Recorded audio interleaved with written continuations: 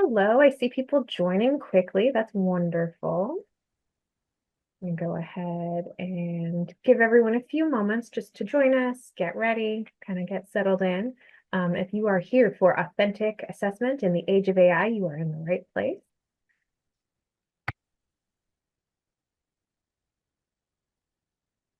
Little folks are flowing in.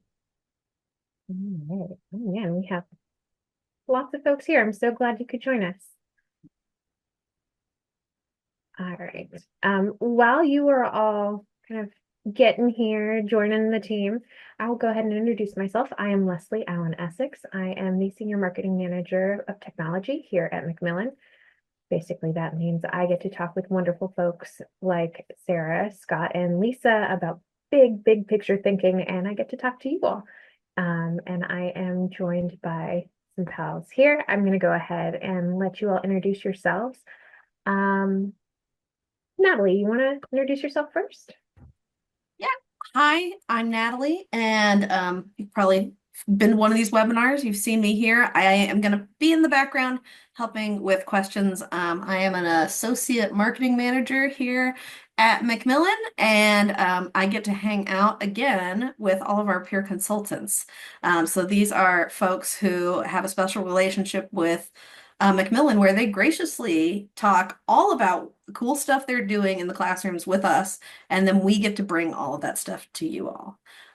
So I'll be in the background for any questions you might Yes. have. And as Natalie alluded to, we do have the Q&A open. So if you have questions throughout, go ahead and drop those in there. We will either try to answer them by typing or we can bring them. We do have a Q&A session at the end of the full webinar, and we'll try to surface up some questions then as well. With that, I'm going to start having our speakers introduce themselves. Oh, a couple more housekeeping things just really quick. We are recording this webinar. We will be sending you the recording. We will be sending you the slides, and we made you a little authentic assessment checklist. So we will be sending that to you as well. Okay, now my part is done for real. And now Scott can introduce himself. Hi, everyone. I'm Scott Cohn. I teach psychology and statistics at the undergraduate level at a place called Western Colorado University, all the way up in the Rocky Mountains. And been playing with generative AI for quite a bit now, and I'm excited to share what we have. I'll turn it over to Lisa, I guess. Thank you. Hello, I am so happy for all of you joining us today.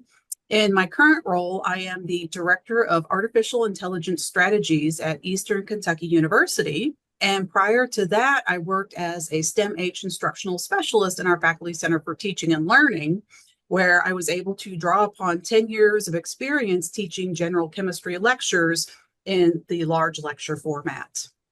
Sarah? Actually, I am going to interrupt for just a second.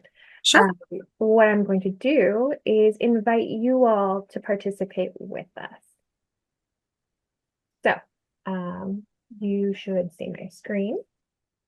What I'd like you all to do, this is optional, but if you want to play along, you can join us in iClicker. Let me make sure my course is started. Here we go. All right. Oh, I see people joining. Wonderful. And can you see my iClicker little bar? Yeah, great. Okay, excellent. So yeah, you can just take a picture of the QR code or type it in. Or Natalie, can you drop the link in the chat, please? Oh, you guys are good. So this is totally optional, like I said, but an important part of authentic assessment, as you'll hear in a moment, is collaboration, and we would like to collaborate with all of you. I'm going to give it just a second so folks can get in. But as you are joining, we're just going to do a quick practice question. Just say hello. Let me ask you a short answer question. I'm going to hit go. And just introduce yourself. If you don't mind, let us know who you are, where you teach, and what you teach.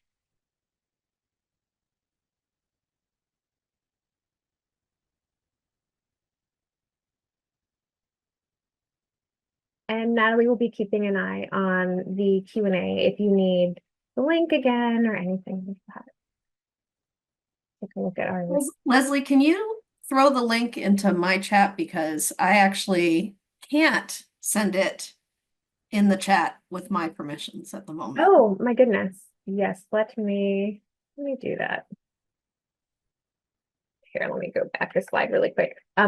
You all keep typing. Let us know who you are. Oops. I'll type this in the chat for everybody.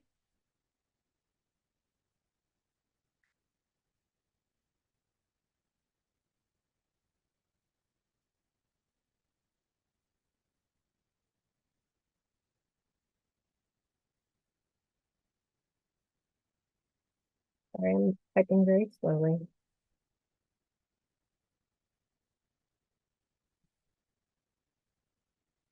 I'm putting it in the QA too. So if you jump into the QA, I can give you the link very quickly. Okay, that link should work for you.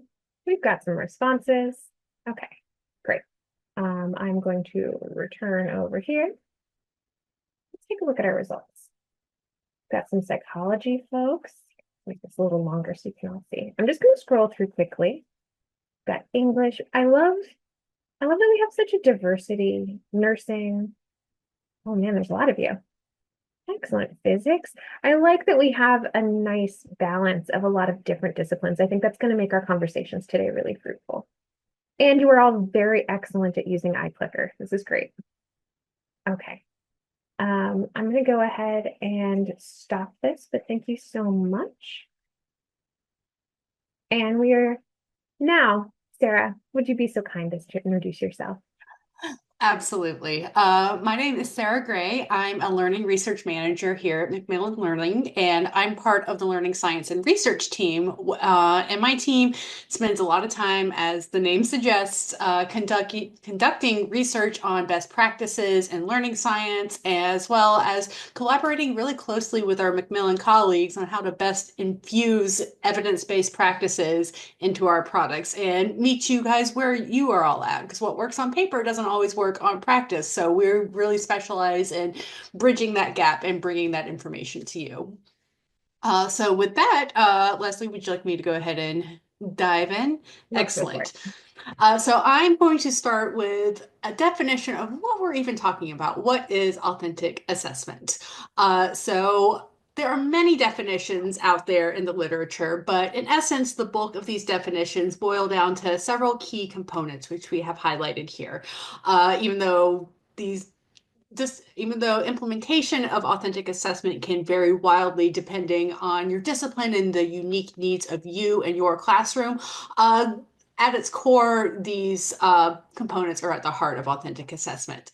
At Macmillan Learning, we are defining authentic assessment as relevant, skill-based assessment that is challenging, evokes reflection, encourages collaboration, and transfers to real-world contexts. All right, so what are the skills that are actually highlighted by authentic assessment? So we're going to break that previous definition down into its underlying learning science topics. So this first one here is self-regulation. This gets at the aspect of reflection or metacognition, thinking about thinking. Oh, you can actually stay on the first one. Thanks, Leslie. So students are taking time to pause and think about how they are learning. Sense of challenge, encouraging transfer outside of class. This is encapsulated by critical thinking. Encouraging collaboration is obviously represented here by collaboration. And these are the principles that underlie a truly authentic assessment experience, no matter what the discipline. And as you see here at the top, these components are paired with the unique real-world skills required by your discipline, your preferences as an instructor, as well as your students' unique needs. All right, so yeah, thank you. So let's take a few moments to look deeper into these three components. So this first one, as I alluded to already, is self-regulated learning. This is where students are planning, they are monitoring, and they are evaluating their performance independent of the instructor. This is self-motivated, and this requires reflection. This reflection stimulates deep learning and helps build their evaluative judgment skills that they can use outside of the classroom. Self-regulation also helps students understand how what they are doing connects with not just the knowledge they've already established in this course, but also how they can bring it to something outside of the classroom. And self-regulated learning also helps students be able to take in feedback, both from others as well as self-generated feedback about how they are doing, and then use these skills to apply this feedback to their own learning and again, transfer outside of the classroom. All right, this next one is critical thinking. So authentic assessment provides students with cognitively challenging activities that require higher order thinking. So these are skills that go beyond rote memorization and encourage a deeper understanding of the material. Students are also using critical thinking skills to make decisions and solve problems. And they do this by transferring this knowledge from, what they're doing in the classroom to real world tasks where the correct response may not always be obvious. So if you go on to the next slide, this is where I made a reference to cognitively challenging activities that require higher order thinking. Just wanted to give you an example of what I was talking about. I don't know how many of you are familiar with Bloom's taxonomy, but it is it's a hierarchy of less cognitively complex skills to more cognitively complex skills. And all of these skills are essential in an assessment experience and an authentic assessment experience. The bottom piece of the pyramid are also essential to learning. So remembering, that rote memorization, that understanding. But as we move further up Bloom's taxonomy, you start to get the pinnacle of what authentic assessment can do. The pinnacle occurs in these upper levels where you're analyzing or critically thinking or reasoning. You're evaluating or making judgments about what you've learned, and you're creating, not just, making something nice and pretty, but you're creating new knowledge or unique works. We'll move on to the next one. All right, and then this last key skill that we're highlighting here is collaboration. So the ability to collaborate, to work with others, is not only a skill that has been shown to enhance deep learning and academic performance, but it's also a really essential workplace skill. So there's real world relevance right there baked into this idea. So collaboration incorporates both individual student accountability and mutually helpful behavior. Students are helping one another learn, they're exposed to different viewpoints, they're developing teamwork skills, which are so essential outside of the classroom, and they're, again, practicing those evaluation skills, this time evaluating the value of what they choose to learn and contribute in a learning experience. All right. So there is a lot of really strong evidence that authentic assessment works. Using authentic assessments not only enhances the depth and the quality of student learning, but it also boosts motivation. It encourages student independence. By taking these assessments that happen in the classroom and giving them a real world context, we help students gain confidence and develop the ability to apply their skills outside of the classroom.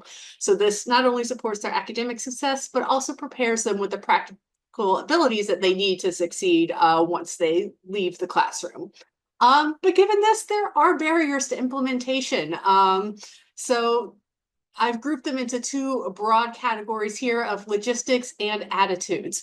Logistics, planning, implementing, and evaluating authentic assessment takes time. There are time constraints that are real that instructors have to face. It might just seem easy on surface to implement authentic assessment in maybe a small classroom, but it might feel more difficult to actually scale this to, a larger lecture classroom. And then there's the logistics of what if the students come to class unprepared for their activities? If they don't do the necessary reading or the necessary pre-work that you've assigned, it makes implementing it harder when you come into the classroom. And there's also barriers when it comes to attitudes towards authentic assessment. From the student's perspective, even though we know philosophically, like, authentic assessment works and it works really well, students don't necessarily always like it, especially if they don't perceive its relevancy. There could be resistance to active participation, low perceived value or of the activities that they are being given. And from the instructor perspective, change is hard. rethinking your assessment takes a lot of work, and it can feel like a big change. And there might be a preference for assessments that are easier to prepare, to apply, and to score. So that's why when Lisa and Scott start talking about their pieces, they're going to talk about big and small ways that you can make these tweaks or bigger changes to help implement this in your classroom. And then there's also the attitude of, being concerned about academic integrity. Since the advent of generative AI, academic integrity of these assignments is becoming an increasing concern. And many instructors, I'm sure many among you all, have maybe looked into monitoring for academic integrity via anti-cheating technology. The anti-cheating technology can be costly in terms of money for the program, as well as the time spent on actually implementing it, having access to it. And while it works in some cases, it's impossible to detect all instances of cheating. And even worse, there can sometimes be false positive results, and you end up suggesting that a student might be cheating when they are in fact not. So there are concerns regardless. So given all this, how can we use AI to help rather than hurt this situation? How can we use these tools that we have at our disposal to make authentic assessment easier to put together? So Lisa and Scott, like I said, are going to have the bulk of the applied experience that you're going to hear directly from them of what you have learned in the classroom. But from the literature, there are different directions that you could go, and you can break them down into two main categories. One being, how can you modify your existing assessments, enhance your performance tasks in response to AI? And how can you embrace AI within your assignments to make them more authentic? So for the first one, this includes developing learning outcomes or learning objectives that are focused not just on the cognitive piece, although that is essential, but also incorporating those uniquely human skills. Emphasizing the process over the final product. So instead of weighing all your grading on, the final exam or the final evaluation of a paper or a project they turn in, collect artifacts along the way, and encourage students to produce rigorous work at each stage of the journey. Along the way, also provide frequent opportunities for feedback and reflection for your students. And then if you want to take it a step further, you can actually embrace using AI within your assignments to help make them easier to implement. So AI can be used to help support students if they're delegating some responsibility for like grammar or citation generation to AI. They can spend more time, that frees up cognitive space, and they can spend thinking more deeply about their assignments.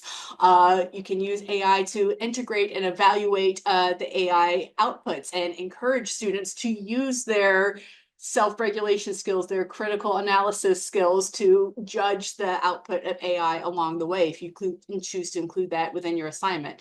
And also recognizing that the use of AI can, in and of itself, make the assignment authentic. AI literacy, AI skills are essential for the future workplace, and students' use of AI makes the assessment automatically authentic. So these are just some beginning stage ideas. Like I said, Scott and Lisa have a way more that they're going to dive into for practical applications, but hopefully I've given you a little bit of food for thought and some of the theoretical basis for these suggestions. Sarah, thank you so much. We're so lucky to have you. We really appreciate that. Happy to As be Sarah here. said, this is the research. This is the big picture. I bet a lot of you are here for like the nitty gritty. You want to get your hands dirty. So let's go.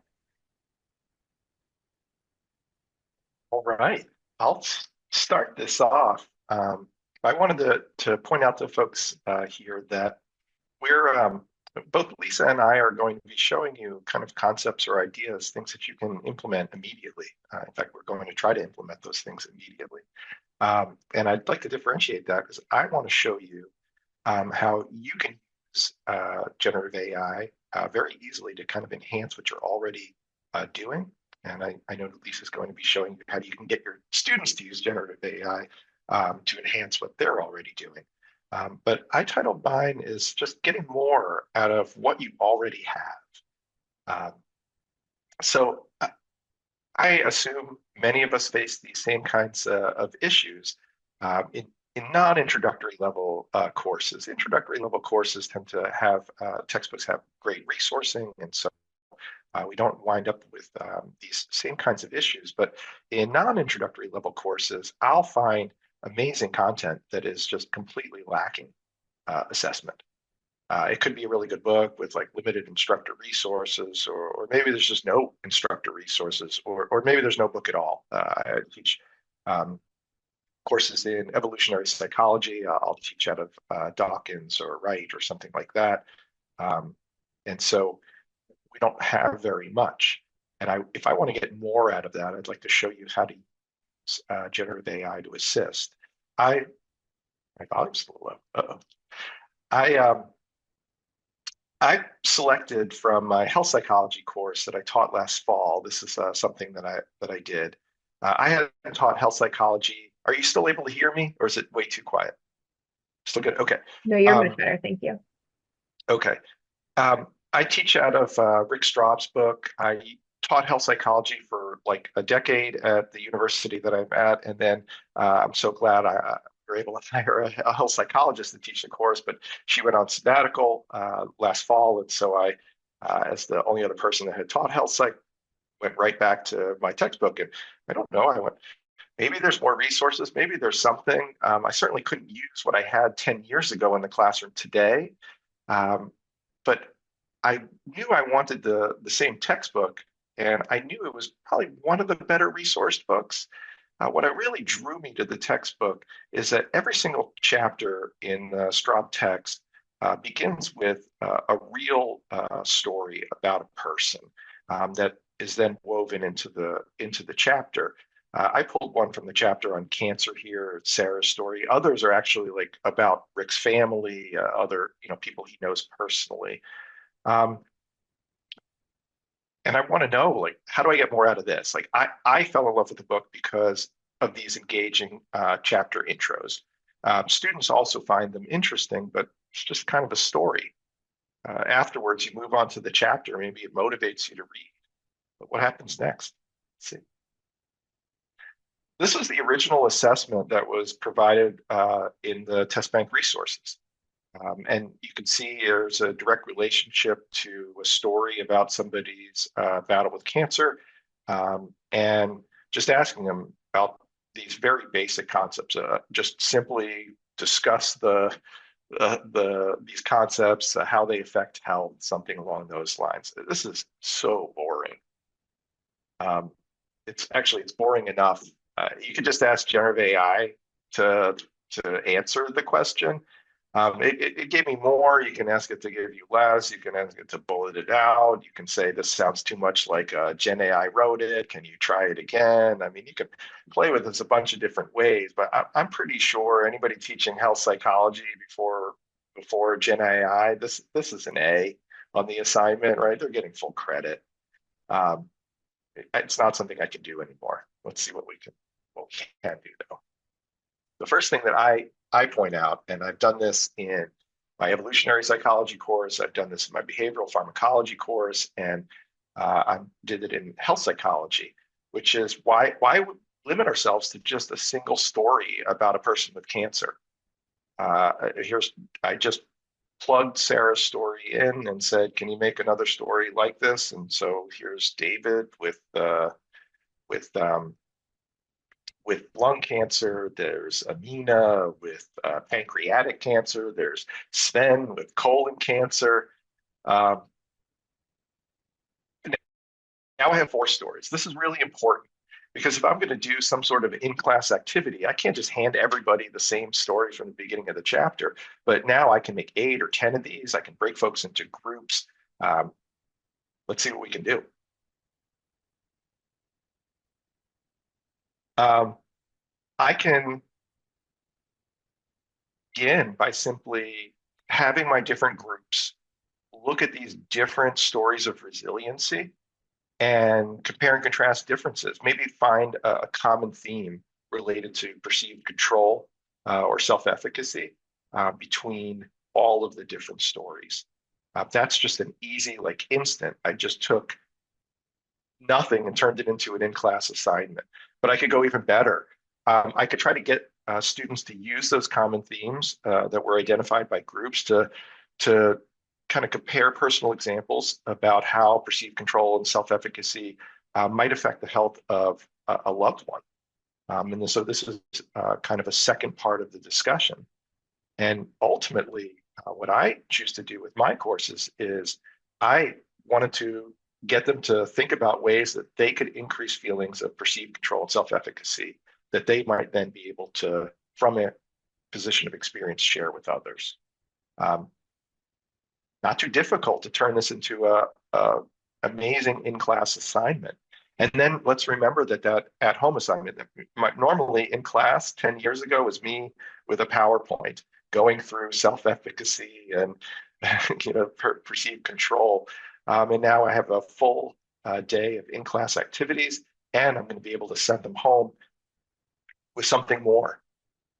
Instead of just simply discuss these topics, it's going to ask them now to develop a realistic plan to increase their own perceived control and self-efficacy.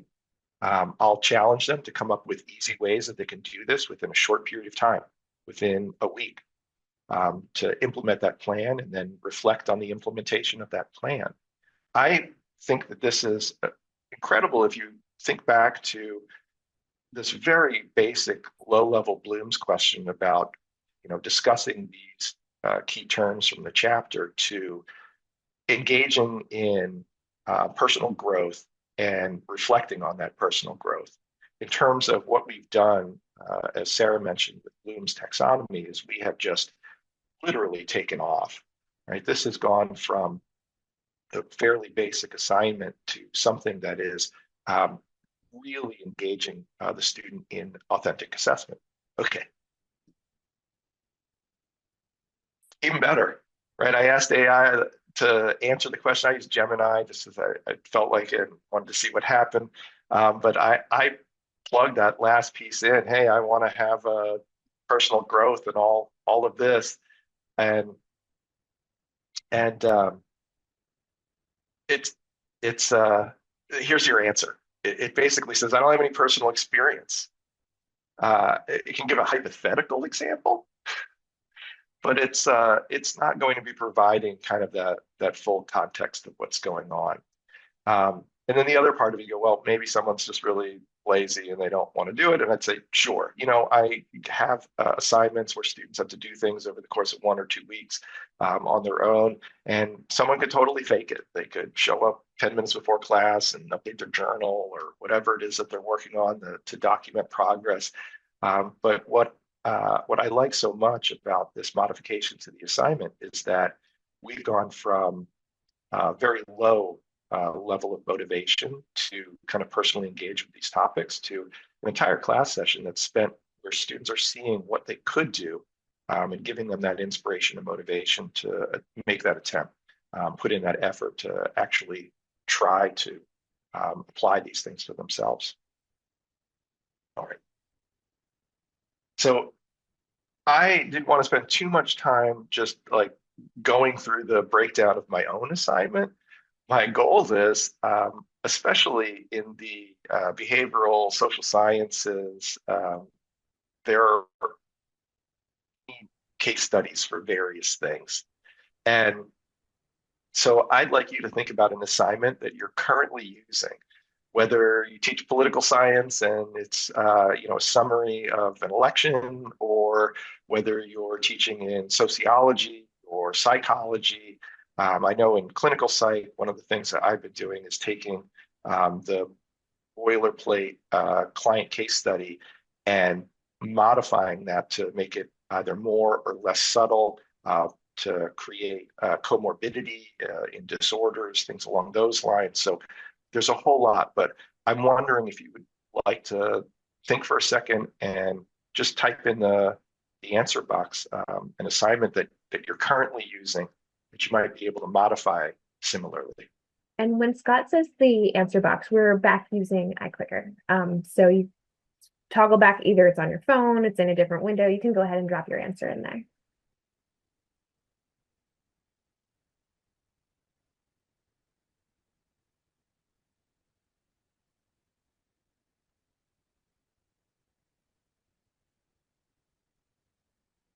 Yeah, I'm Video. trying to think of an upper level class that I haven't done this to. Some sort of a case. I mean, in behavioral pharmacology, I think I do multiple case studies throughout the semester, and so this is just, I've always been desperate to try to find clinical case studies. They're they're usually not free. Okay, so some examples we're seeing is recitations for lab groups, analyzing research articles, social influence, ooh, diet analysis, case studies. That's a good one. Case studies from textbooks, I know.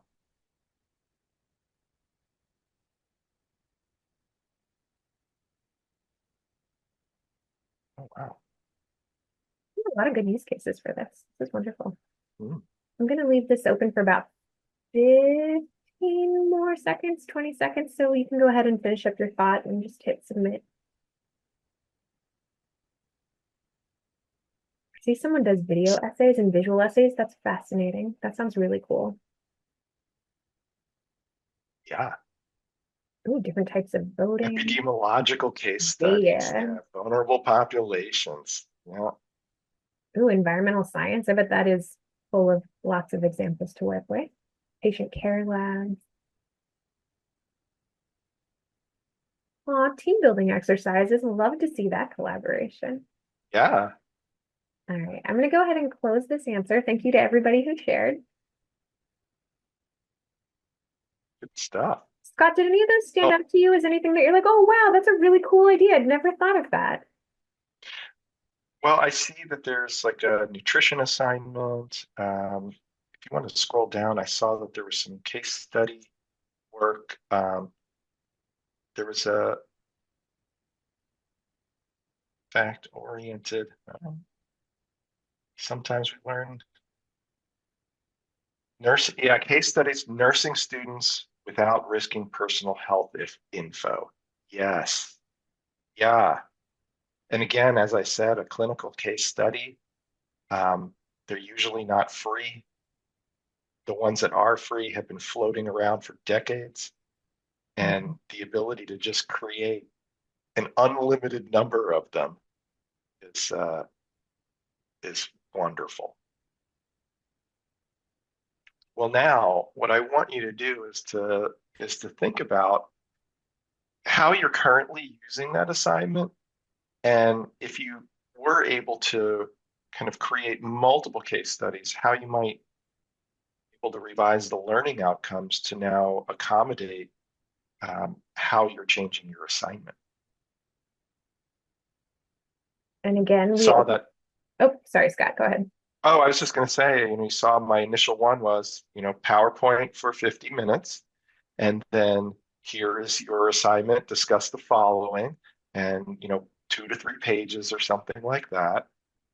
To take that and to turn it into small group interaction and personal reflection right in the classroom. That changes my Bloom's taxonomy in terms of assessment.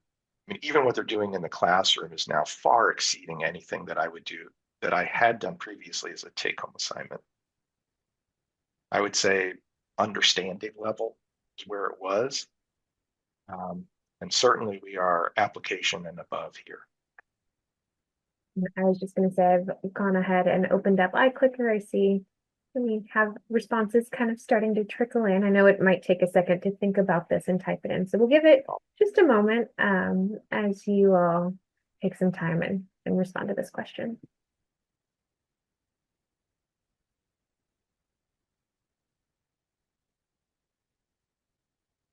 Yeah, my whole goal for this is to give you some ideas to get you thinking, this semester, even as you look ahead to next week and go, oh yeah, there's that thing that I do. It's pretty good. Like, I wonder what I could do if I had 4 of those, or I wonder what I could do if I had 20 of those, or I wonder what I could do if I have a class of 100 people and everybody gets some client, a completely different individual. That might take a couple of prompts. I think at least I have 4.0 with GPT. I think it limits me still. It only gives about 10 examples or so. So I'd have to keep asking it more more.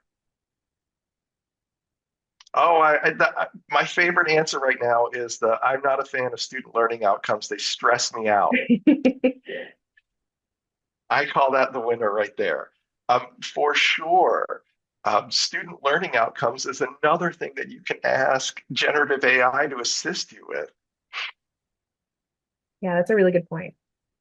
Yeah, and I played with this. I didn't actually share it here in this webinar, but you can take your original SLOs and you can give that to generative AI and let them know that you want to elevate Bloom's taxonomy, and it will revise the LO, the student learning outcome, for you. Not saying it's perfect, but in terms of the lift of having to develop, from scratch all of these new SLOs, to be able to go, oh, well, I have these and it's kind of the same. I'm just asking them to do more cognitively complex tasks. I'll just ask ChatGPT to help me out. Scott, you're getting some positive feedback there on that. It's a really great suggestion. I wonder if it's the same person that said that they're not a fan of SLOs. Maybe. Oh, no, separate Could be. people. Separate people. Mm-hmm. Cool. I see a lot of people talking about verbs that are higher on the Bloom's scale, like Analyze, going from understanding design. Create, apply, evaluate. That's excellent. Yeah, wonderful. All right, I'm going to go ahead and close this one out. All right, and one more question, I think. So now that you've got all those creative juices flowing, you can see how easy it is to modify an assignment, kind of almost doing it on the fly if you want to. Now, you can see the direction that our student learning outcomes are heading. And now we have to stop and take a moment and think, okay, how are students going to cheat? How could generative AI be used or misused while completing that assignment? And I know Lisa's going to go into a great deal of detail with that, but kind of as I mentioned earlier with my example, I can see where someone could fake the work that they did over the course of a week on the take-home assignment, but I also know that students fake the work that they complete over the course of the week previously. So I don't see that as necessarily changing or making it more likely or less likely. That's why I defer back to student motivation and kind of involvement. They've got buy-in on this project when they walk out of the classroom. It wasn't 50 minutes of listening to someone go blah, blah, blah, blah, blah, and then hand them an assignment to go home with. In this case, where they're leaving with some really interesting ideas. I often think or ask members of groups as I'm going around and kind of chatting with folks, especially that question about family members. I'll ask them if they consider talking with that family member, speaking with them about those issues. So I'm already kind of planting those seeds in there. But sure, you could just fake the whole thing. Lack of transparency about AI use.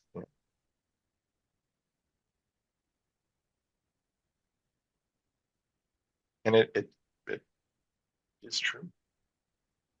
I like to share with my students what I'm doing. So when I pass out those case studies, I go, GPT made this all for us. We actually had a question about that in the Q&A. Someone asked, if you use AI to create the student learning outcomes, do you tell them that it was from AI? Like, do you reference where you're using AI on your end of the course? Yes and no, I guess. I definitely do when it comes to updating and modifying the course in terms of what the students see. The behind the curtain parts of it, direct communication with students, I often use for crafting emails, things along those lines. I'm less eager to talk with students about that. Somehow they perceive that as a lack of authenticity. Oh, wow. I'll give you Not double about checking. 15 more seconds to finish up your thoughts. But there's a lot, really great answers in here in both directions about where AI could be used or misused. Yeah. Oh yeah, building reviews. Oh my gosh. I played around with this with a group of students. I think it was in my evolutionary psychology class. I had a group and I looked and I'm like, this is an Evo Psych. What are you doing? I'm like, oh, we all have this big exam, biology. We're in the same class. It's in an hour or something. And like, they're like, sorry, we got carried away. As soon as we opened the computer, we started talking about it.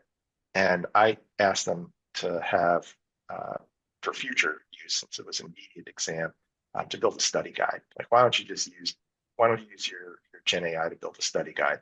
I think they were complaining that their instructor didn't give them a study guide. I was like, well, just have GPT do it for you. Right. Creation, yeah, that start of the that's certainly a place that it could be used. You can also use it for gentle kind of Q&A. If someone says, well, I don't know where I can engage in personal growth in my life, can you help me find a location or a way that I can engage in personal growth? There's lots of recommendations. It's a great self-help coach. I think this All is right. a wonderful segue into Lisa's presentation. So I'm going to go ahead and end this question. Thank you, everybody who participated. I do see a question. Will we be sharing the iClicker responses? Yeah, we can do that. I will do that for you. I'll make sure that those get summarized and sent out to you as well. Okay. And thanks, everybody. Scott, thank you so much. I really hope that people were inspired to think about some of their assignments and ways that they might give them a little bit of a boost along that Bloom's taxonomy ladder, the little swoopy arrow. Yeah, I just didn't want people to feel overwhelmed. You can use it in just small, subtle ways to really make dramatic differences to student learning. That's so helpful, Scott. Thank you. Well, Scott, thank you so much for warming up the crowd, because now I want to talk to them about, is Gen AI going to cause the end of our favorite assignment? I would say no, but to get you thinking, we saw that excellent revised Bloom's taxonomy. And with that revised taxonomy, you'll notice that there's two columns where it talks about uniquely human skills and uniquely AI skills. And so if we find that our favorite activity is at the lower level recall level of Bloom's, that's going to be an AI vulnerable assignment. So I would like to give you Exhibit A, my favorite assignment, not necessarily my favorite, but a key skill that my chemistry and biology students need to have is to be able to read a scholarly article, write an adequate summary of that article, and then eventually later in the semester apply what they learned from that article to whatever activity that they are doing at this point. Since the advent of AI, however, we have found that this is incredibly vulnerable because AI can write the summary. And if AI is writing the summary, is the student even going to read the article? If they're not going to read the article, then is there any point in assessing the summary? And so this gives us some other questions to think about. Given what AI can do, does this assignment even make sense anymore? Has it lost its meaning? Has it lost its value, its utility, its learning outcomes for students? Does it still make sense for this course? If this is still a fundamental skill, then we need to think about, well, what were my original learning outcomes? And how do I need to shift those outcomes to make full use, or at least minimal use, of AI capabilities so that students understand how to co-create with Gen AI so they are prepared for an AI-enhanced workplace post-graduation? Now, these questions are all painful. And they're painful because it just highlights the fact that we are now occupying this liminal space where we're looking at these rapid AI advances. And these rapid AI advances are causing some of our traditional methods of imbuing information and knowledge and creative thought into our students. They don't make sense anymore. And so we've got to find some way to bridge that gap between the value being lost and dreaming about, well, what couldn't we do before that is now possible given the capabilities of generative AI technologies? Even the free versions are so powerful that our students can co-create amazing output if trained properly in how to use this. And so we need to think about, how can we move from our traditional education to a model of an AI infused education? To do that, I would invite you on much the same journey that Scott took you on, where you would think about an AI vulnerable assignment. You can do that either using Bloom's revised taxonomy and saying, oh, I thought I was testing this, but look, the AI can probably do it just as well, if not better than my students. Or you can go down the list of what is Gen AI really good at doing? It's great at doing research assistance, helping you brainstorm. It's great at creating outlines. It can summarize that daggone research article faster than my students could even like upload it to another file. It can paraphrase, generate theses and position statements, and it's wonderful for collaborative writing activities. So with that in mind, I want you all to think of an AI vulnerable assignment that is your pet assignment that may have lost its meaning. What are those learning outcomes for that assignment? Once you've got that assignment in mind, then we can move on to the next step in my 6-step process. While you're thinking about that assignment that has become AI vulnerable, given all the recent advances, think about how can students use AI tools while working on this assignment. And there's more than one way they can do it. And so we have the option to generate content or responses, brainstorm ideas or concepts, conduct research for relevant information, reviewing and editing their work for clarity. My favorite prompt is rewrite for clarity, because sometimes I bury the lead and I don't even mean it. But I also recognize that when I'm participating in webinars, the choice I want to see is often not in there. So if there is another way that you would foresee students using AI tools while working on this assignment, feel free to click choice E. So go ahead and pick more than one if you'd like. And as you can probably guess, this is an iClicker question, so you can go ahead, switch over to that screen or pull up your phone and go ahead and respond to it there. Maybe keep it handy because we're going to be doing a few of these. Yes. Yes, I want to guide you all through this process. So we've got several more iClicker questions, so just hold on to those. All right. I love seeing the E's. You think like I do. All right, seeing lots of generating content or responses. And I think that's probably going to be the most common. And what we have to be concerned about is, do students understand that when they're generating this content or responses, that they have to go back and verify for factual accuracy? They have to safeguard against bias. They have to look up their sources and verify that this is factually accurate. I love using it for brainstorming. AI is my favorite intellectual sparring partner. When I was in graduate school, we used to read a chapter of inorganic chemistry, and then we'd come into the lab and work on dishes and experiments the next day and spend the entire day arguing about inorganic chemistry in the lab. And I don't have that luxury anymore until AI. All right, so we can go ahead and close this one. So responses across the board. So the next step, how might AI undercut the goals of this assignment? And here I want you to pick your top concern. So what is the most pressing concern? Or if I've missed the boat entirely and you have another concern, feel free to go ahead and click E for that one. So are we promoting reliance on AI for completion? Are we oversimplifying complex topics? Are we risking hallucinations or inaccuracies? Are we reducing originality in student work? If everybody's using the same free AI, are all the essays suddenly going to look exactly the same? I've heard of that happening. Are we compromising the development of critical thinking skills? Seeing a lot of D followed closely by A. All right, so let's leave this one open for just a couple more seconds. All right, I think critical thinking skills wins the day on this one. All right, so for step 4, now here's where we need to start thinking about what was previously impossible. How might AI enhance this assignment? Please pick your favorite. Will it improve accessibility for diverse learners? Does it offer insights or alternative perspectives? Does it help to structure and organize information?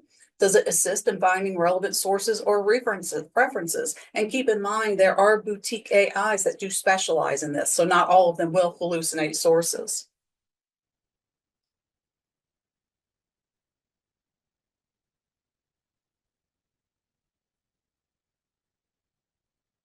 All right, as you're submitting your answers, think also about where would students need help figuring that out?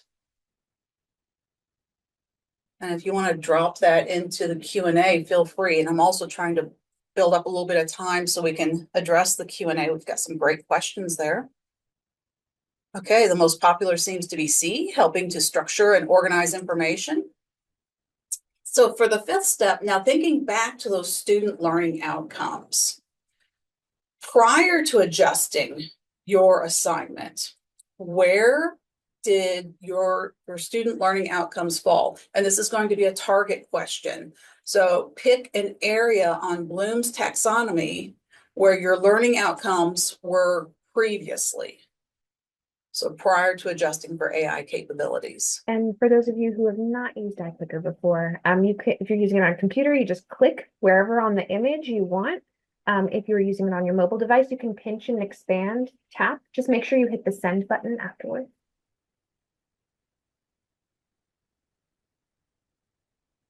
So this is where I'm really curious to see. I think a lot of us hit the remember and understand level, especially if we're doing multiple choice questions in large lecture courses. I used to teach students 300 at a time.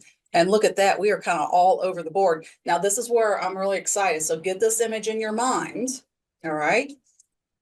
Now that we have revised this assignment, where are your learning outcomes now? And so this will be a targeted clicker question on the next slide.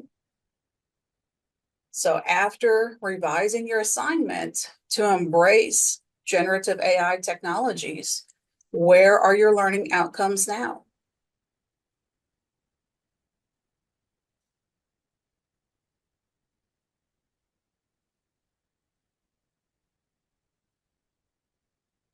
All right, so everybody can see here, they shifted up. So just like Scott's swoopy arrow that we love so much, you're going to see that we're going to move to those higher order thinking skills. All right, fantastic. So in redesigning our assignment, the sixth step, and I don't think we'll actually go ahead and make this a clicker question. For future thought, I want you to focus on the process. I want you to think about how you can make the assignment more meaningful for your students and think about how we can support them more in the work. Do we need to take some time and talk to them about AI literacy? Do we need to talk to them about responsible use, ethics of using Gen AI? So these are all questions to consider. So cycling back to my original assignment, when I redesigned the post-AI scholarly article summary, if I wanted to make minimal use or be minimally AI embracing in how I redesigned my assignment, I would have the students drop that article into the AI and produce a summary. Using that summary, then they could engage in a structured debate and talk about, the pros and the cons, or if there were two opposing viewpoints, what were the value of those two viewpoints. A more thoroughly AI embracing use of that assignment, though, would be to apply key concepts from that article to real world scenarios, case studies, or in my case as a chemist, why are they doing this experimental method in this way? And how can I adapt that method to make use of the laboratory equipment I have at hand or the instrumentation I have at hand? I think ultimately, though, the most fully embracing use of the AI technology is to have the student first read the article, because there's value in reading it, but then have the AI summarize it to fill in the gaps, to deepen understanding. And then you can use that AI to then interrogate the article, to ask questions. Why did the author do this? Are there other methods for this? What do you mean by a chelating ligand? What makes a ligand chelating? What is a ligand for that matter? There's just all these ways that we can use AI to really deepen our understanding. And so this goes back to being a self-regulated learner. The better use of AI is being a critical thinker, and using the AI to have these discussions is going back to our collaboration piece. So there's authentic assessment opportunities all throughout this process. So to close my segment, I would just want to remind you that it's really easy to fall into this humans of the gap mindset. And this mindset arises from the belief that human skills are only valuable in an area where AI falls short. Now, while it's true that AI excels in tasks such as data processing, pattern recognition, and repetitive tasks, it lacks the emotional intelligence, creativity, and nuanced understanding that humans possess. However, by focusing solely on tasks that AI cannot perform well, we may overlook opportunities to leverage AI in their unique strengths and collaborate. And so I love this quote that Dan Fitzpatrick he had in one of his recent newsletters when he said, "Our children's future isn't about competing with AI. It's about being so unapologetically human that the question of working for or against AI becomes irrelevant." And so with that, I think we have just about 4 minutes for some Q&A, and I've seen them piling up over here. I've been quite interested. Yeah, we have a lot of great questions in the chat. This is a comment, not a question, but someone says that combining different kinds of AI tools can in and of itself promote critical thinking. So like maybe you're using a few different elements, bringing them together. That's one of those human moments that you could really exceed in. I love that. Panelists, I invite you all to look at the Q&A and see if there's anything that you would like to answer. Attendees, if you have a question for us, please drop it in now. We will try to get to you. Oh, Scott, you're so good. I see you're already typing answers. I already started answering. Yeah. Okay. Do you want to just speak really quickly to some of the ones that you have already answered in type? I think some of the audience might like hearing it as well. Someone asked if in the activity that I demonstrated, if I asked my students to do, asked students to use AI to do all 4 steps. No, actually, for what maybe it isn't for me. I think it is. No, it's directed at me. Once I think this create is your case study, like the good, better, best. Yeah. Once I create all of the different vignettes, then I have them sit. This is an in-class activity that they're going to work on in groups. And then that last piece is the take home. So I don't ask them to use AI to do that final step. And like I said, maybe they will if they're just really not interested in participating further in the process. But as I've thought about it and the way that I reconciled it is that I'm already getting them to demonstrate learning at a much higher level, even in the classroom, than what I had previously done as a take-home assignment, because that's where I thought, oh, this is where I'm going to do my kind of high-level assessment is what they bring back later. And I'm getting so much more just from the initial part of the process. I'm seeing several questions from humanities folks who say they teach English, they teach literature. How might this apply to them? Can you think of an example of a type of assignment or a way that it might apply for those courses? And this is to either of you, or Sarah, if you want to chime in. I'm going to let Scott take it. That's his area. I'm trying to find the question. It is in the open question section of the Q&A. Oh, okay. I see it now. Sarah, if you have any feedback, I know that you have studied this in a lot of different course areas.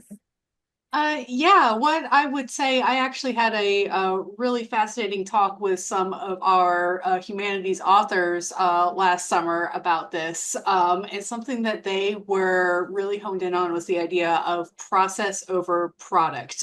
So it's not just about the final grade, it's students bring in an artifact of each state, show up to class with, your first initial brainstorm, come with 5 ideas, and then you discuss it, with the instructor or as a group to discuss, the pros and cons of all these different ideas, or take them in for a grade, however it is easier for you to do it. But the idea is that you're collecting these pieces along the journey, and even if they are using AI to generate these ideas, at least you know that they are bringing them in and thinking critically about the AI's output. And if you want to truly embrace AI, encourage them to use AI for different stages of the process, using full transparency. But it's about that process of learning rather than just what is the final output. That's not a perfect answer, but I just thought that was a really fascinating approach to it. Thank you. I- All right, everyone, we are right at the top of the hour. I want to respect your time. If you need to jump, we totally understand.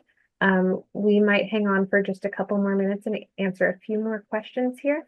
But I wanted to remind you, we will send out the recording, the slide deck, the iClicker answers, and a checklist for you to use that focuses on how to create authentic assessment. So we will be here for just a couple more minutes, but if you need to hop, thank you so much for joining us, spending an hour out of your day talking about this. We really appreciate your time and your participation. Thank you all. I see the best question yet just popped up. What is it? Let's do it. Any ideas on how to de-villainize AI for colleagues? Oh, Preoccupation with cheating, and it's hard to get some people to see beyond their fears. Yeah, I think it's very difficult because those are the folks that are likely teaching at these very low or assessing at these very low levels. And so they see this as a direct threat to their method of assessment. I've certainly encountered this among my colleagues. But again, these are the same kind of colleagues when speaking about classes that say, students have to know this, they have to know this. And I'm like, that's painful. It's difficult to even hear, that such a low expectation where I want to go, no, I mean, they might forget that, but they're not going to forget how they were able to apply that information in some way. And I think a lot of that villainization comes about because faculty haven't had time to really play with the technology and see how it could enhance both the work that they do, but also the work that their students do. I've found a lot of times if I just do a getting started with generative AI workshop and faculty come to that, a lot of times after that, they kind of decompress and their view shifts. I think we have time for like one more question and then we should probably wrap it up. Is there one that stands out to you or do you want me to pick one? Why don't you I pick one? see. Oh, Okay. I was going to say, I see a few that are, if what I want my students to do is the analysis, is the summarization, is the critical thinking, how does AI fit into that? And I know that's a big question.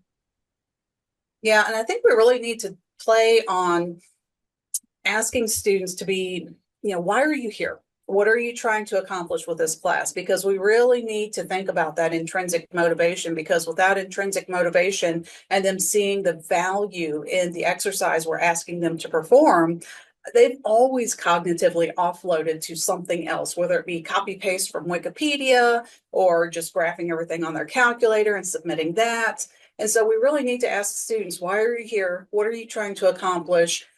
Do you see the value in this assignment? And if not, let's talk about ways that we can recreate this assignment so that you do see the value in what I'm trying to accomplish here. How is it preparing you for your next class? How is it preparing you to be a successful practitioner in your field post-graduation? And so that's an opportunity for us to co-create the future of teaching and learning with our students. Team, thank you so much. Way more people hung out with us a little longer than I expected. You were all really wonderful. I appreciate that. With that, again, thank you all so much for your time. Thank you for chatting about AI with us. We will be sending you all of these resources and look for more webinars from us next semester. Sherry, I loved your idea of de-villainizing AI as a whole session. I don't know if you saw me jotting that down frantically, but thank you everyone, and I hope you have a wonderful rest of your day. Thanks all. Thank you.